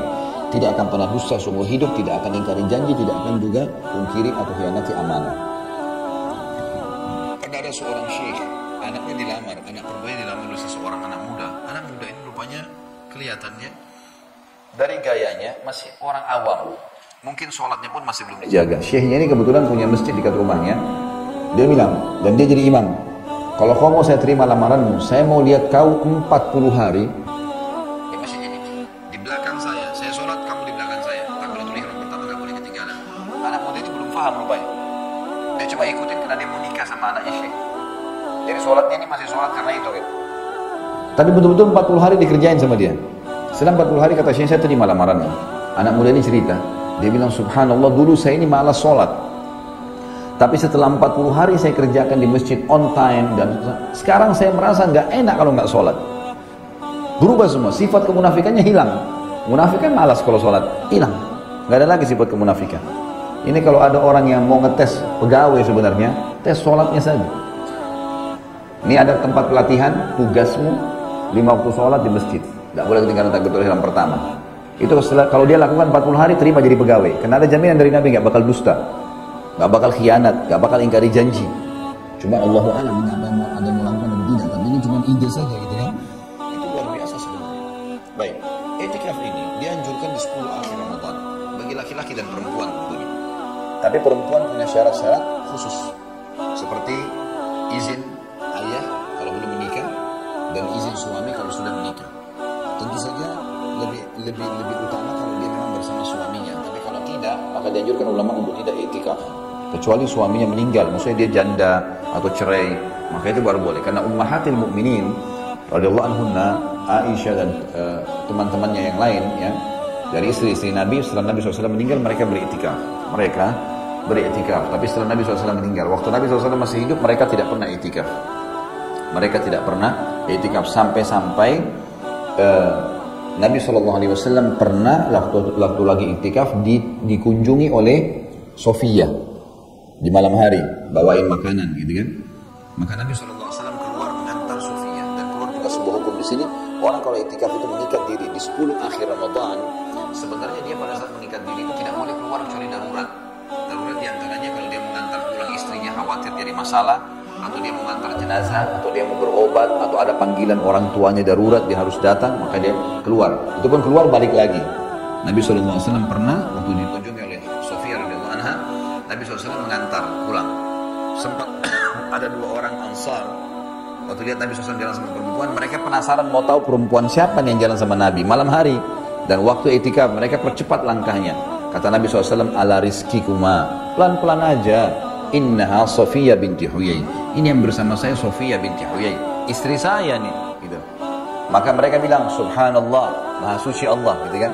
Maksudnya mereka mau tunjukin, kayaknya tidak ke situ pikiran kami ya Rasulullah. Tapi Nabi Rasul, Nabi tahu. Nabi mengatakan hati-hatilah, karena syaitan mengalir di dalam darah kalian, di dalam tubuhnya anak Adam, seperti mengalirnya darah, bersamaan dengan darah.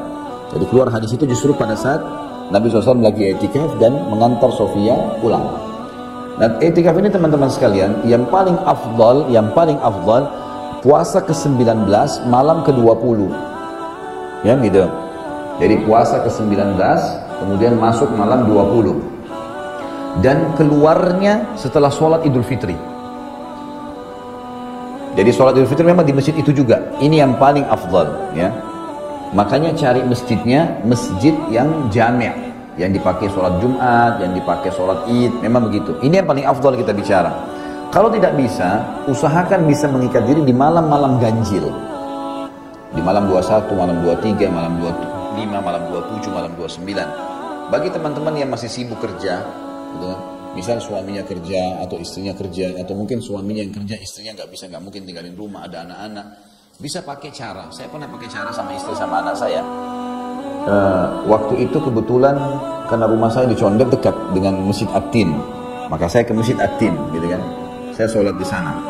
Maka saya pakai sama istri saya habis buka puasa. Kadang-kadang kami bawa rantangan untuk buka puasa. Kalau enggak, maka habis buka puasa ke sana, ikut sholat isya, ikut sholat tarawih, kemudian mengaji, duduk, nasihatin, apalah ngobrol-ngobrol hal yang bermanfaat, kemudian istirahat pada saat ngantuk, bangun sholat malam, kemudian sahur, habis sahur, lalu kemudian sholat subuh, sholat subuh pulang.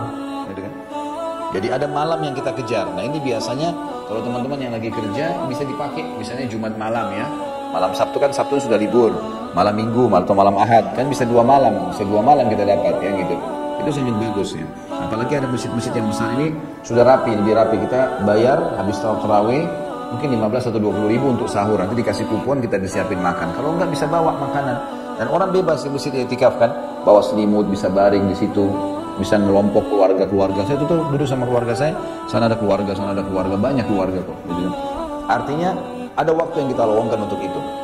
Nabi SAW beritikaf 10 hari semuanya. Ya, 10 hari semuanya Nabi SAW beritikaf. Kalaupun ada pendapat ulama yang mengatakan itikaf itu yang paling sedikit adalah mengikat antara sholat ke sholat. Jadi misal maghrib ke isya, misal duhur ke asar, asal dia niatkan itikaf bisa dapat pahalanya, insya Allah. Tapi tentu ini berbeda pahala dengan orang yang memang nginep di masjid, karena targetnya memang 5 waktu sholat di masjid. Nggak boleh keluar dari masjid kecuali memang darurat sekali, baru bisa keluar. Nah, ini itikaf. Tujuan utama itikaf adalah mengejar Lailatul Qadar. Mengejar Lailatul Qadar. Dan kita sudah tahu sama-sama Lailatul Qadar. Qadar artinya takdir ya. Sesuatu yang sedang ditakdirkan. Karena memang di malam Lailatul Qadar itu adalah malam penentuan keputusan 1 tahun ke depan. Allah Subhanahu wa taala menyebutkan dalam surah Zukhruf, A'udzubillahi minasyaitonir rajim, inna anzalnahu fi lailatin mubarakah. Sesungguhnya kami turunkan Al-Quran itu pada malam yang penuh dengan berkah. Dan surah kita sudah tahu ayat yang masyhur ya, Lailatul Qadri khairum min alfi syahr. Lailatul Qadri lebih baik daripada 1000 bulan. Nah, yang perlu difahami di sini Bapak Ibu sekalian, 1000 bulan itu sama dengan 83 tahun plus 4 bulan. Artinya, kalau Bapak Ibu sempat ucapkan subhanallah saja, pas Lailatul Qadar, maka sama dengan mengucapkan subhanallah 1000 bulan atau 83 tahun plus 4 bulan. Allahu a'lam umur kita sampai situ atau tidak. Tapi yang jelas kita akan dapatkan pahala itu. Kalau kita sedekah sama sedekah 1000 bulan atau 80 tahun plus 4 bulan. Kalau kita baca Quran sama dengan itu. Kalau kita apa saja ibadah yang kita kerjain dilipat gandakan 1000 bulan, gitu kan? Yang paling penting untuk dikejar adalah sholat malamnya. Karena hadis Bukhari Muslim berbunyi, man qama lailatul qadri imanan wa ihtisaba ghufira ma taqaddama min dhanbi. Siapa yang mendirikan salat malam di Lailatul Qadar, maka dengan keimanan dan mengharapkan pahalanya diampuni semua dosanya yang lalu. Jadi ada 3 hadis yang mirip ya. tentang puasa, tentang sholat malam umumnya tarawih, dan tentang sholat malam di Lailatul Qadar. Ini tiga-tiganya kalau dikerjakan karena keimanan dan mengharapkan pahalanya, diampuni semua dosa-dosa kita yang lalu. Jadi dibersihin semuanya, dibersihin semuanya. Lailatul Qadar ini teman-teman sekalian berputar di malam-malam ganjil 21, 23, 25, 27, 29. Kata Nabi SAW, kejarlah Lailatul Qadar itu di malam-malam ganjil, dan sering kali terjadi di malam 27. Sering kali terjadi. Artinya tidak harus malam 27 ya. Sebagian ulama bahkan mengatakan hikmah ilahi kenapa Nabi Muhammad SAW mengikat diri bukan cuma di hari-hari ganjil. Kenapa Nabi SAW 10 terakhir semuanya mengikat diri dengan i'tikaf? Karena untuk menilai ini malam ganjil atau tidak, dengan adanya perbedaan waktu antara negara dengan negara, bisa saja Lailatul Qadar itu terus berjalan di 10 terakhir. Allahu a'lam, kita nggak tahu. Kayak misal kita sekarang di Indonesia sudah malam ganjil semalam, kita sudah dapat misal Lailatul Qadar dengan izin Allah. Kita sudah pagi nih, sudah beraktivitas. Saudi itu masih mundur 4 jam. Berarti kalau Lailatul Qadar di Saudi masih terjadi, kita di Indonesia sudah pagi. Bukan mustahil, itu berarti masih berentetan atau mungkin berbeda perhitungan waktu. Di Indonesia dianggap malam genap, di Saudi dianggap malam ganjil. Ya kan gitu. Nah sekarang karena perubahan waktu memang berbeda. Nah, ini saya pernah ikutin salah satu pertemuan beberapa tokoh nasional di Indonesia. Kemudian dijelaskan kenapa Indonesia sering terlambat puasanya dan terlambat lebarannya. Apa sebabnya? Kenapa nggak seragam dengan Saudi? Ternyata memang ada masalah. Kita di Indonesia ini, kita berada di tengah-tengah garis khatulistiwa. Dan ini menyebabkan memang kalau di bulan-bulan Hijriah, bukan cuma Ramadan, itu sering tertutup memang. Emang nggak kelihatan. Dan Nabi Subhanahu sudah bilang dengan hikmahnya, sumu li ru'yatihi, puasa dengan melihatnya. Wa aftiru ru'yatihi, dan berbuka puasa dengan melihatnya. Mulai Ramadan dengan lihat bulan, nanti juga habis Ramadan Idul Fitri dengan melihat bulan. Fa in gumma alaikum, kalau tertutup buat kalian nggak bisa melihat, fa atimmus siyam ats-tsalatsin, maka genapkan puasa jadi 30. Yang penting puasanya 30 bukan 31. Ya. 30 tetap sah. Karena memang tertutup kan itu. Dan ini saya sarankan teman-teman sekalian ikut dengan Majelis Ulama Indonesia, ikut dengan pemerintah, wali amr. Tidak usah lagi kita beribut dengan masalah hisab, masalah ini. Saran saya adalah ikut pemerintah. Di sana sudah ada, di dalam Majelis Ulama sudah hampir semua ormas ada Islam. Mereka juga bukan orang bodoh yang mau sembarangan saja teledor. Dan ini yang penting memang telatnya cuma sehari. Apakah Sya'ban 29 atau 30? Hanya itu. Apakah Ramadan 29 atau 30? Kalau ada orang yang puasanya 28 misalnya, atau ada orang yang puasa 31 hari, nah ini yang kita tolak. Tapi ini memang tertutup gitu kan. Memang sering terjadi karena lokasi. Maka hikmah yang harus kita ambil adalah teman-teman sekalian, jangan cuma main pilih malam ganjil saja sembarangan nih. Karena kita tidak tahu pekahnya ini kapan terjadi. Maka 10 terakhir semuanya maksimalkan dengan sholat malam. Dalam hadis Bukhari Muslim, Aisyah berkata radhiyallahu anha, kalau tiba 10 terakhir Ramadan, baginda Nabi SAW mengeraskan tali ikatan bajunya, maksudnya lebih kuat lagi ibadah, dan membangunkan semua istrinya untuk sholat malam. Hadis ini juga menyebutkan kalau Nabi SAW tidak setiap tahun i'tikaf, gitu kan? Karena memang beliau di sini disebutkan membangunkan istri-istrinya. Jadi Nabi SAW bukan berarti setiap malam keluar bangunin. Tapi memang di sini Nabi SAW berarti ada di mana Ramadan yang beliau tidak beriktikaf, ya, tapi beliau menggiatkan diri untuk bangun sholat malam. Seperti itulah. Nah ini ibadah juga yang harus dijaga, harus dijaga. Yang keberapa sekarang? Yang keenam, umroh. Umroh di bulan Ramadan ini sangat ditekankan, sangat ditekankan. Umroh ini sudah pernah saya jelaskan di bahasan tentang saudaraku yang ada rahasia rezeki. Umroh dan haji salah satu penyebab datangnya rezeki. Jadi jangan ragu untuk ngeluarin biaya umroh. Gitu kan. Biaya umroh itu bagus sekali, biaya haji bagus sekali. Itu penyebab datangnya rezeki, itu sedekah yang sangat besar. Apalagi kalau di Ramadan, karena afdal sedekah di bulan Ramadan. Plus lagi umroh di Ramadan ini pahalanya sama dengan haji. Plus bersama Nabi Muhammad SAW. Dalam hadis sahih kata Nabi SAW, umroh di Ramadan ta'dilu hujjah. Umroh di bulan Ramadan sama dengan haji pahalanya. Jadi umroh paling 2-3 jam selesai. Haji 6 hari baru selesai. Tapi bisa didapatkan pahala haji dengan umroh di bulan Ramadan. Khusus Ramadan. Dan plus lagi dalam riwayat lain, hujjatan ma'i. Sama dengan haji bersamaku, kata Nabi. Ini fadilah tersendiri lagi. Maka dianjurkan untuk melakukan ini. Ya. Kata Nabi SAW, umrah dan haji yang dikerjakan secara berkesinambungan, terus menerus dari umrah ke umrah dan haji ke haji, akan menghilangkan kesusahan hidup dan kemiskinan, sebagaimana api menghilangkan karat dari besi. Jadi memang ini penyebab rezeki. Jadi kalau Bapak Ibu tanya saya, Ustaz saya punya uang 35 juta, 40 juta, saya umroh dulu atau saya buka usaha dulu? Maka jawabannya umroh dulu. Di Masjid Haram nanti saya berdoa nangis sama Allah, ngerengek, minta supaya dikasih rezeki gitu kan. Beda kalau yang wajib ya, kayak bayar utangnya, harus bayar utang dulu karena umroh sunnah gitu kan. Tapi ini kalau kita bertemu antara buka usaha dengan umroh, maka umroh saja dulu gitu kan. Sudah umroh lagi, gak ada masalah. Dan tidak ada batas seseorang mengerjakan sebuah ibadah ya, kalau memang saatnya secara syar'i boleh mengulanginya ya, seperti misal dari umroh ke umroh, karena ada hadis Nabi SAW kan, antara 5 waktu sholat, antara Jumat ke Jumat, antara umroh ke umroh, antara Ramadan ke Ramadan, berarti ada pengulangan tapi dengan waktu yang ditentukan oleh syariat gitu kan. Pengampunan di antara keduanya selama ya dijauhi dosa-dosa besar. Maka umroh dikerjakan teman-teman sekalian ya. Saya pernah berbicara dengan salah satu jemaah saya yang umrah, kebetulan itu, tapi ini bukan di bulan Ramadan memang. Saya cuma bicara tentang masalah fadilah, pahala yang didapatkan. Saya tanya, ini umrohnya Bapak bayar berapa? Dia bilang sekitar 35 juta. Baik, waktu itu bintang 5, ini sekitar 6-7 tahun yang lalu lah. Dan saya tanya, Bapak, saya bilang besar nggak? Dia bilang sedang. Memang dia orang mampu, Masya Allah. Terus saya bilang, Bapak mau nggak saya hitungkan pahala yang Bapak dapatkan? Dia tanya, loh, emang bisa Ustaz? Saya bilang yang ada dalilnya saja. Baiklah, baik kita, Bapak sudah tahu belum hadis Nabi SAW yang berbunyi sholat di Masjid Haram Mekah sama dengan 100.000 kali dibandingkan tempat lain? Dia bilang iya, sudah tahu Ustaz. Baik, 100.000 ini kalau kita ambil misalnya sholat wajib saja, subuh, duhur, asar, maghrib, isya, kan sehari cuma sekali. Anggaplah ini berarti sama dengan 100.000 hari. Kalau 100.000 hari dibagi jumlah hari 1 tahun, 365 hari, itu akan keluar angka 274. Yang berarti 274 tahun gitu kan, kita mendapatkan pahalanya. Jadi satu kali sholat di Mekah sama dengan 274 tahun sholat di Indonesia. Baiklah, itu kalau sholat sendiri. Kalau sholat berjamaah, ada hadis yang berbunyi sholat kalian di rumah kalian dengan di pasar kalian dan dibandingkan masjid kalian berjamaah, maka perbandingan 25 kali lipat. Ini kalau kita kali 25 keluar angka 6.500 tahun.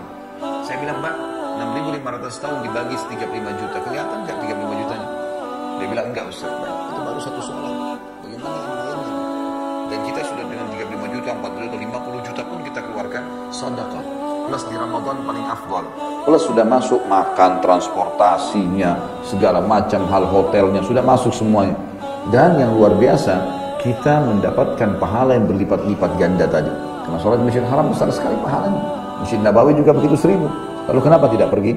Saya tahu ada pengusaha di Jakarta ini, Masya Allah sampai sekarang masih hidup dan masih dia, saya dapat informasinya itu kalau 1 bulan dia 3 minggu di Jakarta, 1 minggu di Saudi setiap bulan, kasih umroh di akhir bulan sama istrinya berdua, suami istri saja.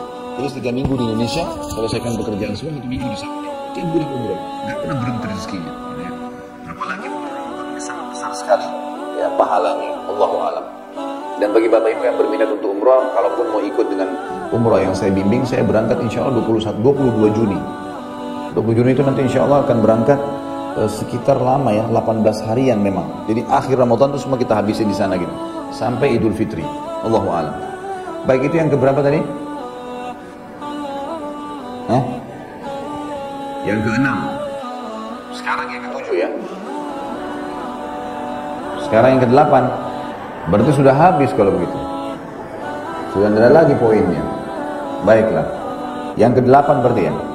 Yang ke-8 dianjurkan oleh para ulama melatih diri untuk duduk di masjid habis sholat subuh sampai terbit matahari. Ini Ramadan paling mudah kita kerjakan. Kenapa? Karena Ramadan biasanya masjid-masjid apalagi di Indonesia ya. Masjid-masjid di Indonesia ini banyak yang mengadakan pengajian subuh, ya, kultum subuh atau apalah gitu ya. Biasanya habis ceramah itu, ya tinggal 15 menit lagi sudah syuruk, sudah terbit matahari. Ada hadis Nabi SAW yang berbunyi, siapa yang sholat berjamaah di masjid sampai terbit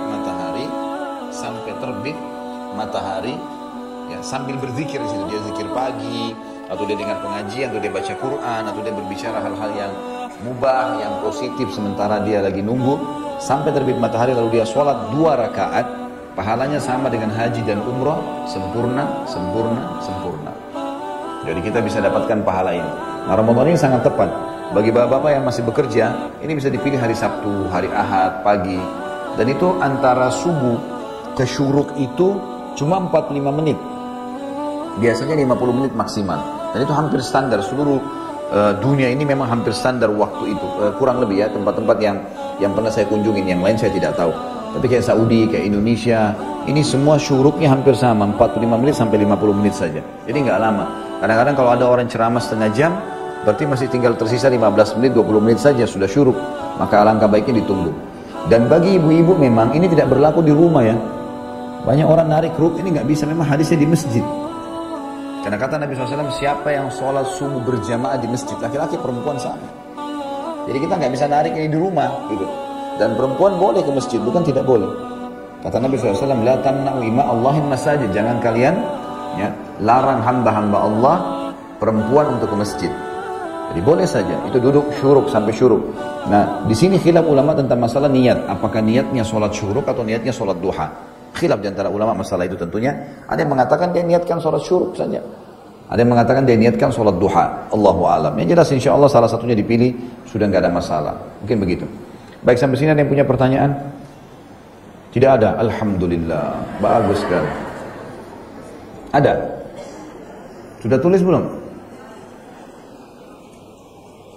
Paling bagus kalau nggak bertanya.